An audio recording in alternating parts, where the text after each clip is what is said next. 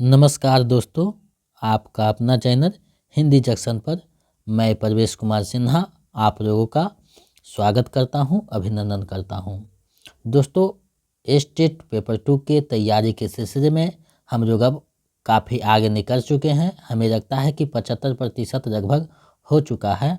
तो उसी के संबंधित आज एक महत्वपूर्ण वीडियो लेकर उपस्थित हुआ हूं। अगर आप नए हैं तो चैनल को सब्सक्राइब कर दें, बेल आइकन को दबा दें ताकि मेरे आने वाला वीडियो का नोटिफिकेशन आपको मिलता रहे और इसे दोस्तों में ज़्यादा से ज़्यादा शेयर करें ताकि सभी लोग इसका लाभ उठा सकें।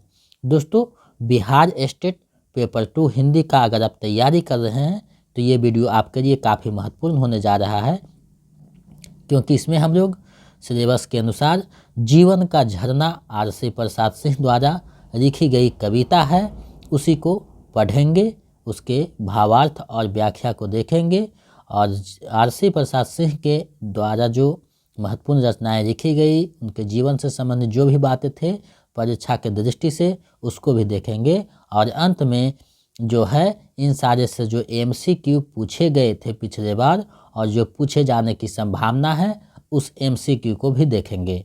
तो इन सारे दृष्टि से ये वीडियो आपके तैयारी के लिए महत्वपूर्ण हो जाता है।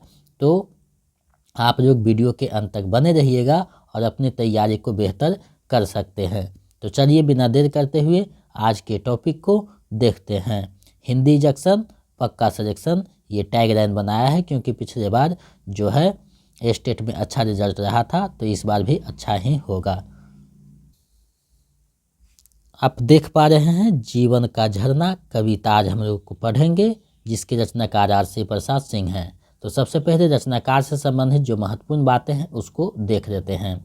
अगर आप मेरे जितने क्लास हुए हैं, जितने होंगे, जितने प्रैक्टिस सेट हुए हैं, जितने होंगे, सारे का PDF पाना चाहते हैं तो हमारे नंबर 7261815307 पे आपको 199 रुपये पेमेंट करके उसका स्क्रीनशॉट हमें उसी नंबर पे व्हाट्सएप कर दीजिएगा, तो हम इधर से आपको PDF प्रोवाइड कर देंगे। आप किसी भी माध्यम से पेमेंट कर सकते हैं, गूगल पे, फ़ोनपे या किसी भी अन्य माध्यम से। मेरा टेलीग्राम चैनल हिंदी जंक्शन है जो वीडियो के डिस्क्रिप्शन में दिया हुआ है, वहाँ से आप उस पर जुड़कर तैयारी को और बेहतर कर सकते हैं। और साथ ही साथ मेरे जो YouTube के कम्युनिटी पोस्ट हैं उस पर भी प्रत्येक दिन एक महत्वपूर्ण प्रश्न दिया जाता है, तो वहाँ से भी आप जुड़ सकते हैं और इन सारे से जुड़कर अपने जो तैयारी है उसको संपूर्णता दे सकते हैं। तो चलिए रचनाकार से संबंधित जो महत्वपूर्ण बातें हैं उसको देखते हैं। आर.सी. प्रसाद सिंह का जन्म बिहार के समस्तीपुर जिले के एरौत गांव में 19 अगस्त 1911 ईस्वी में हुआ था। आर.सी. प्रसाद सिंह को जीवन और यौवन का कवि कहा जाता है। इन्होंने हिंदी साहित्य में बाल काव्य, कथा काव्य, महाकाव्य, गीत काव्य, रेडियो रूपक तथा महाकाव्य सहित अन्य कई रचनाएं दी है। हिंदी और मैथिली भाषाओं के महाकवि, कथाकार एवं एकांकीकार थे। सूर्यमुखी जो मैथिली काव्य संग्रह है उसके लिए 1984 में इन्हें साहित्य अकादमी पुरस्कार दिया गया। देखिए यहाँ बहुत सारी बातें निकल कर आई। इनका जन्म जो है 1911 को बिहार में ही हुआ था, तो ये महत्वपूर्ण बिंदु है। यहाँ से प्रश्न पूछ सकता है कि इनमें से कौन बिहार के रचनाकार नहीं हैं, तो यहाँ इसे भी याद रखना जरूरी है। दूसरी बात है इन्हें जीवन और यौवन का कवि कहा जाता है, जो महत्वपूर्ण बातें हैं। और मैथिली काव्य संग्रह के लिए जो सूर्यमुखी है काव्य संग्रह, उसके लिए साहित्य अकादमी पुरस्कार दिया गया था। तो रचनाकार को अगर साहित्य अकादमी पुरस्कार दिया गया हो तो रचनाकार अपने आप में जो है एक विशिष्ट स्थान रखता है। तो उनमें जो है आर.सी. प्रसाद सिंह भी विशिष्ट स्थान रखते हैं, इसलिए आप लोगों को सिलेबस में पढ़ने को इन्हें लगाया गया है। बिहार के 4 नक्षत्रों में वियोगी और दिनकर के साथ आर.सी. प्रसाद सदैव याद किए जाएंगे। 15 नवंबर 1996 को आर.सी. प्रसाद सिंह की मृत्यु हो गई। तो ये जो बातें थी मुख्यतः जिसको मैंने आप लोगों के समक्ष प्रस्तुत किया। हम जो ये नोट्स बनाए हैं आपके एग्जाम और व्यू से बनाए हैं, क्योंकि हम लोगों को विद्वान नहीं बनना है, बुद्धिमानता से जो है एग्ज़ाम को करेक्ट करना है। तो ये जो मैं संग्रहित किया हूँ आपके एग्जाम और व्यू से किया हूँ, जो एग्ज़ाम में महत्वपूर्ण था उसी को देखते हुए मैं इसे समाहित किया हूँ। अब देखिए इनकी जो प्रमुख रचनाएं हैं उसको हम लोग देखते हैं। आप लोग वीडियो के ज़्यादा से ज़्यादा शेयर करते रहिए। नंददास इनकी जो है रचना है, रजनीगंधा रचना है, माटिक दीप मैथिली काव्य संग्रह है, पूजा का फूल मैथिली काव्य संग्रह है, सूर्यमुखी मैथिली काव्य संग्रह है, कागज की नाव हिंदी काव्य है, प्रेम गीत हिंदी काव्य है, कदापि जो है हिंदी काव्य है, खोटा सिंगा हिंदी कहानी संग्रह है। तो ये जो महत्वपूर्ण रचनाएं हैं इसको आपको ध्यान में रखनी चाहिए, क्योंकि यहाँ से भी प्रश्न पूछा जा सकता है। तो आप लोग इसको 1-2 बार अच्छे से देख लीजिएगा, क्योंकि ये जो है आपके तैयारी के लिए महत्वपूर्ण हो जाता है, तो इससे आपको देखना जरूरी हो जाता है। अब जो है हम लोग आगे बढ़ते हैं और कविता को देखते हैं। जीवन का झरना कविता है, उसको देखते हैं, समझते हैं, फिर आगे MCQ को देखेंगे। आप लोग वीडियो को ज़्यादा से ज़्यादा शेयर कर दीजिए और इसका PDF आप लोगों को दे दिया जाएगा, तो आप लोग PDF से 1-2 बार पढ़ लीजिएगा, तो हमें लगता है आपका तैयारी लगभग पूरा हो जाएगा। और जो है दोस्तों में इसे ज़्यादा से ज़्यादा शेयर करते रहें। जीवन का झरना, ये जो जीवन है उसी का जो है झरना क्या है ये बताया गया है कविता में। यह जीवन क्या है, निर्झर है, मस्ती ही इसका पानी है, सुख दुख के दोनों तीरों से चल रहा राह मनमानी है। यह जीवन क्या है, कवि ने यहाँ जीवन या यौवन का जो कवि कहा जाता है इसी को देखते हुए जो है विशेष स्थान मिलता है। तो बताना चाहते यह जीवन जो है क्या है, प्रश्न करते हैं, फिर उत्तर देते ही निर्झर है। जिस तरह से झरना जो है बहता है उसी तरह से यह जीवन जो है निर्झर है, मस्ती ही इसका पानी है, और इसका जो पानी है मस्ती है। यानी जिस प्रकार से किसी निर्झर का जो पानी है वो उसका ज़िंदगी का एक हिस्सा होता है, उसी प्रकार से जीवन का जो है मस्ती जो है एक हिस्सा है। तो वही देखते हैं कि यह जीवन क्या है, निर्झर है, मस्ती ही इसका पानी है। अब यहाँ से प्रश्न पूछा जा सकता है कि कवि ने जीवन की तुलना जो है किससे की है, तो निर्झर से की है। और जो है सुख दुख के दोनों तीरों से चल रहा राह मनमानी है, और सुख दुख जो है जीवन के 2 तीर हैं जो अपनी राह पे मनमानी ढंग से चला जा रहा है। चलिए आगे बढ़ते हैं। कब फूटा गिर के अंतर से, किस अंचल से उतरा नीचे, किस घाटी से बहकर आया समतल में अपने को खींचे। कब फूटा गिरी के अंतर से, यानी कब जो है गिरी माने पर्वत, अंतर माने हृदय, तो कब जो है पर्वत के हृदय से फूटा है, वो प्रश्न कर रहे हैं। किस अंचल से उतरा नीचे, और किस आंचल से जो है ये नीचे उतरा है, यानी किस घाटी जो है, किस घाटी से बहकर आया माना, और किस घाटी से जो है बहते बहते ये जो है समतल में अपने आप को खींचे हुए आया है। ये देखिए यहाँ प्रश्नवाचक से हैं, ये प्रश्न करते हैं। तो ये है लिख रहे हैं कि कब फूटा गिरी के अंतर से, किस अंचल से उतरा नीचे, किस घाटी से बहकर आया समतल में अपने को खींचे। निर्झर में गति है, जीवन है वह आगे बढ़ता जाता है, धुन एक सिर्फ है चलने की अपनी मस्ती में गाता है। निर्झर में गति है, यानी जो झरना होता है उसमें एक गति है, जीवन है वह आगे बढ़ता जाता है। यानी जिस प्रकार से हमेशा झरना जो है आगे की ओर बढ़ती है, उसी प्रकार से मानव जीवन भी है जो किसी न किसी भांति जो है आगे बढ़ता जाता है। बढ़ता धुन एक है सिर्फ चलने की अपनी मस्ती में गाता है, और ये जो झरना है उसका एक ही धुन है कि वो उसे आगे बढ़ना है, और मस्ती में वो जो क्या है गाता है, गुनगुनाता है। उसी प्रकार से मानव को केंद्रित करते हुए रचनाकार बताना चाह रहे हैं कि मानव जीवन भी वैसा ही है जो हमेशा ये आगे बढ़ता जाएगा, और इससे जो है आगे बढ़ने की एक धुन सवार है, और अपनी मस्ती में गाता है। इससे जीवन का जो है अच्छे से उपयोग करना चाहिए। बाधा के रोड़ों से डरता, बन के पेड़ों से टकराता, बढ़ता चट्टानों पर चढ़ता, चलता यौवन से मरमाता। बाधा के डोरों से डरता, यानी कोई भी जब झरना के बीच में बाधा आती है पत्थर, उससे वो डरता है। वन के पेड़ों से टकराता, यानी जंगल में जो झाड़ियाँ हैं, पेड़ है, उससे टकराता है, लेकिन पुनः वो है आगे अपना रास्ता बनाकर बढ़ जाता है। बढ़ता चट्टानों पर चढ़ता, और कभी कभी जब चट्टान उसे घेर देता है तो उसे जो है वहाँ पानी भर कर ऊपर उससे फांद कर चलता है। निर्झर चलता यौवन से मनमाता, और अपनी जो जवानी में है यौवन में मनमाता हुआ आगे बढ़ता जाता है। तो उसी प्रकार ये जीवन को केंद्रित करते हुए रचनाकार बताते हैं कि जीवन भी वही है, बाधा से इसे लड़ना चाहिए। जिस तरह का से पेड़ों से टकराता है, उसी प्रकार जो है संघर्षों से टकराकर जो है उस संघर्षों को कुचल कर हमेशा क्या है, आगे की ओर बढ़ते रहना चाहिए। आगे बढ़ते हैं।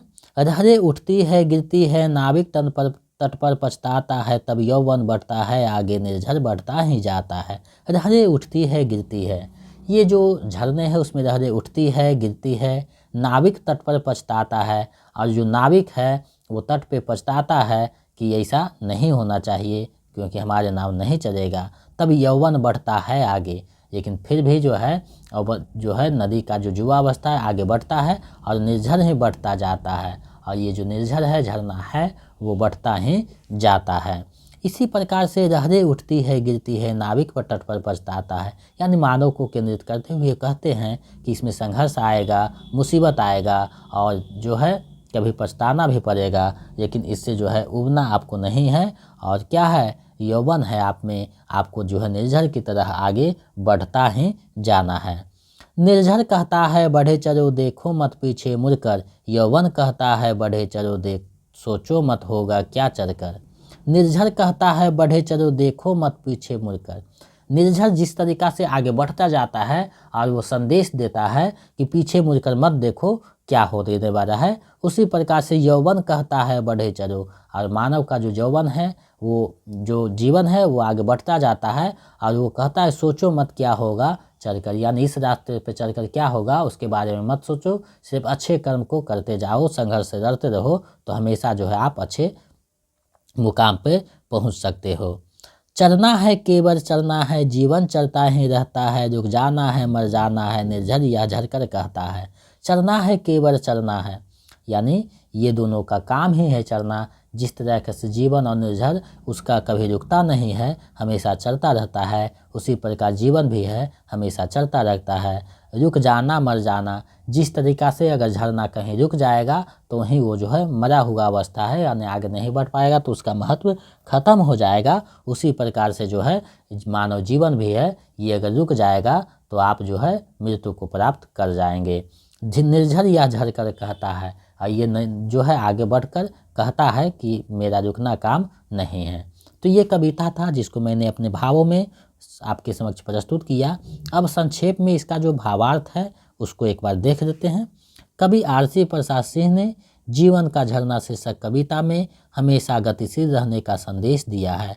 जीवन झरने के समान है जो अपने लक्ष्य तक पहुंचने की लगन लिए पथ की बाधाओं से मुठभेड़ करता बढ़ता ही जाता है। गति ही जीवन है और स्थिरता मृत्यु है। ये बहुत बड़ी बात है, गति ही जीवन है और स्थिरता जो है मृत्यु है, यानी जब आपके धड़कन शरीर और जीवन जब रुक जाएंगे तो आप मृत्यु को प्राप्त कीजिएगा। तो गति ही जीवन है और स्थिरता मृत्यु है, अतः मनुष्य को भी निर्झर के समान गतिशील रहना चाहिए। कभी देखिए कितनी भरी विचार को लेकर प्रस्तुत करते हैं बातों को, इसलिए कहा जाता है जहाँ ना पहुँचे रवि वहाँ पहुँचे कवि, क्योंकि कवि जो है हर एक चीज़ों को अपने माध्यम से देखकर, उसकी सूक्ष्मता और स्थूलता को देखकर, उसके अंदर को जो है तुलनात्मक या उसको वे केंद्रित बातों को केंद्रित करके जो है कविता लिखता है। जीवन और झरना दोनों का स्वरूप आचरण एक जैसा ही है। जिस प्रकार झरना के विषय में यह कहना कठिन है कि इसकी पहाड़ के हृदय से कब कहाँ और क्यों फूट पड़ा, यह झरना किसी पतरे से सोते के रूप में और फिर एक विशाल झरने के रूप में झरता हुआ समतल पर उतरकर दोनों किनारे के बीच एक विशाल नदी के रूप में बहने लगा है। इसी प्रकार इस मानव जीवन में सहसा नहीं कहा जा सकता कि यह मानव जीवन कब कैसे क्यों प्रारंभ हुआ, कब धरती पर मानव के जीवन के प्रवाह के रूप में उतर आया और सुख दुख के दोनों के किनारे के बीच निरंतर बहने लगा। निरंतर निष्कर्षता जो है हम कह सकते हैं कि आरसी प्रसाद सिंह की कविता जीवन और झरना मनुष्य को हमेशा गतिशील और प्रगतिशील रहने के प्रेरणा देते नजर आते हैं। तो ये जो कविता था जिसको मैंने आपको समक्ष प्रस्तुत किया, हमें आशा है कि ये जो है आपको समझ में आया होगा। अब इससे संबंधित जो महत्वपूर्ण MCQ है उसको देख लेते हैं ताकि आपका जो तैयारी है संपूर्णता को प्राप्त कर सके। तो पहला प्रश्न आप लोगों के सामने है, जीवन का झरना कविता के रचनाकार कौन है? तो आप सभी को पता है आरसी प्रसाद सिंह है, विकल्प ग सही हो जाएगा। चलिए आगे बढ़ते हैं। इस 10 MCQ में आपका कितना सही होता है हमें कमेंट करके बताइएगा, ताकि हमें पता चल सके। बहुत लोग देखते हैं कमेंट नहीं करते हैं, तो अच्छा नहीं है, आपको कमेंट करना चाहिए कि आप मेरा जो है सर इतना सही हुआ या मेरा इतना सही हुआ। आरसी प्रसाद सिंह का जन्म कब हुआ? आरसी प्रसाद सिंह का जन्म कब हुआ? तो 1911 ईस्वी में इनका जन्म होता है, विकल्प ख सही हो जाएगा। चलिए आगे बढ़ते हैं। किस मैथिली काव्य संग्रह के लिए आरसी प्रसाद सिंह को साहित्य अकादमी पुरस्कार दिया गया? किस मैथिली काव्य संग्रह के लिए इन्हें जो है साहित्य अकादमी पुरस्कार दिया गया, बताना है। विकल्प आपके सामने है। तो आप सभी ने ऊपर में पढ़ा होगा सूर्यमुखी जो इनकी मैथिली काव्य संग्रह है, जिसके लिए साहित्य अकादमी पुरस्कार 1984 में दिया गया, विकल्प क सही हो जाएगा। कफूटा गिरी के अंतर से किस अंचल से उतरा नीचे, किस घाटी से बहकर आया समतल में अपने को खींचे। उपयुक्त पंक्ति के रचनाकार कौन है? ये जो प्रश्न है पिछले बार स्टेट में पूछा गया था, तो मैंने ये प्रश्न को वहीं से लिया है, तो आप लोग इसका जवाब दे पा रहे हैं। आरसी प्रसाद सिंह का ये रचना है, विकल्प घ सही हो जाएगा। प्रश्न आपको पंक्ति भी उठाकर पूछ सकता है या इससे संबंधित कुछ भी पूछ सकता है, जिसको मैंने बताया है। जीवन और यौवन का कवि किसे कहा जाता है? जीवन और यौवन का कवि किसे कहा जाता है? तो आरसी प्रसाद सिंह को जीवन और यौवन का कवि कहा जाता है, विकल्प ग सही हो जाएगा। रामधारी सिंह दिनकर को आग और राग का कवि कहा जाता है। चलिए आगे बढ़ते हैं। खोटा सिक्का किसका कहानी संग्रह है? खोटा सिक्का किसका कहानी संग्रह है, आपको बताना है। तो ये जो कहानी संग्रह है आरसी प्रसाद सिंह का है, विकल्प ग सही हो जाएगा। चलिए आगे बढ़ते हैं। आप लोग वीडियो को ज़्यादा से ज़्यादा शेयर कर दीजिए, क्योंकि हम आपके लिए जो है महत्वपूर्ण चीज़ों को संग्रहित करके प्रस्तुत करते हैं। तो शेयर कर दीजिएगा तो हमें एक और उत्साह मिलता है, तो हम दुगने उत्साह के साथ आपके समक्ष प्रस्तुत होते हैं। तो आप वीडियो को ज़्यादा से ज़्यादा शेयर करें। जीवन का झरना कविता में सुख दुख को किसके दो किनारे बताए गए हैं? तो जब कविता पढ़िएगा तो आपको समझ में आएगा सुख दुख जो है जीवन के जो दो किनारे हैं, विकल्प क सही हो जाएगा। चलिए आगे बढ़ते हैं। यह जीवन क्या है, निर्झर है मस्ती ही इसका पानी है, सुख दुख के दोनों तीरों से चल रहा राह मनमानी है। उक्त पंक्ति के रचनाकार कौन है? ये जो पंक्ति है इसके रचनाकार कौन है? देखिए यहाँ से एक साथ दिया हुआ है प्रश्न, तो आप लोग अंदाजा भी प्रश्न में जो है सही आंसर लगा दीजिएगा। लेकिन जब वहाँ एक साथ प्रश्न सभी मिल जाएगा एग्जाम में, तो आपको जो है दुविधा हो जाएगी। तो हम बार बार ये कहते हैं कि कविता को अच्छे से देख लीजिएगा, पंक्तियों को ध्यान में रखिएगा, क्योंकि वहाँ जो है आपका एक एक नंबर महत्वपूर्ण होगा। तो आप एक एक नंबर को अच्छे से बचाइएगा और आंसर कीजिएगा, ताकि आपके झोले में एक एक नंबर जो है आ सके। आरसी प्रसाद सिंह की ये कविता है, विकल्प ख सही हो जाएगा। चलिए आगे बढ़ते हैं, अगले प्रश्न को देखते हैं। प्रस्तुत कविता में जीवन की तुलना किससे की गई है? जीवन की तुलना किससे की गई है आपको बताना है। ये कविता में तो निर्झर से की गई है, विकल्प ख सही हो जाएगा। या झरना विकल्प देगा तो झरना भी सही होगा, दोनों सही है, तो ये विकल्प ख सही हो जाएगा। चलिए इस वीडियो का अंतिम और 10वां प्रश्न देखते हैं। चलना है केवल चलना है, जीवन चलता ही रहता है, रुक जाना है मर जाना है जी, निर्झर या झर कर कहता है। उक्त पंक्ति के रचनाकार कौन है? ये जो पंक्ति है उसके रचनाकार कौन है? तो आप सभी को पता है आरसी प्रसाद सिंह है, विकल्प ग सही हो जाएगा। तो आज जो मैंने जीवन और का झरना जो कविता है आप लोगों के समक्ष प्रस्तुत किया, हमें आशा ही नहीं पूर्ण विश्वास है कि आपके तैयारी में महत्वपूर्ण भूमिका निभाएगी और आपको जो है स्टेट निकालने में सहयोग या सहायता प्रदान करेगी। अगर मेरे जितने क्लास हुए हैं उसका PDF पाना चाहते हैं तो 199 रुपया मेरे नंबर 72 61 81 53 07 पे आपको जो है पेमेंट कर देना है। आप किसी भी माध्यम से पेमेंट कर सकते हैं, गूगल पे, फ़ोन पे या पेटीएम।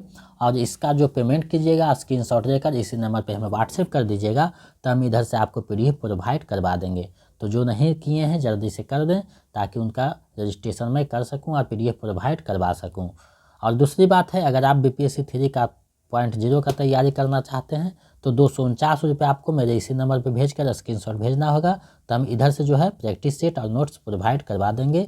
और साथ ही साथ जो हिंदी विषय से 6 से लेकर 12 तक क्षमता परीक्षा का तैयारी कर रहे हैं, तो वो अगर प्रैक्टिस सेट पाना चाहते हैं और नोट्स पाना चाहते हैं तो 249 रुपया हमें भेजकर नोट्स प्राप्त कर सकते हैं। तो ये जो है आप लोगों के लिए बनाया गया है ताकि आप लोग अच्छे से अध्ययन करके सफलता हासिल कर सकें। मेरे साथ इतना समय तक बने रहने के लिए बहुत बहुत धन्यवाद। मिलते हैं एक नए वीडियो में, तब तक आप लोग वीडियो को देखिए और वीडियो को ज़्यादा से ज़्यादा शेयर कीजिए। नए हैं तो चैनल को सब्सक्राइब कर दीजिए ताकि जो है हम आपके समक्ष प्रस्तुत हो सकें। तो मिलते हैं एक नए वीडियो में। बहुत बहुत धन्यवाद।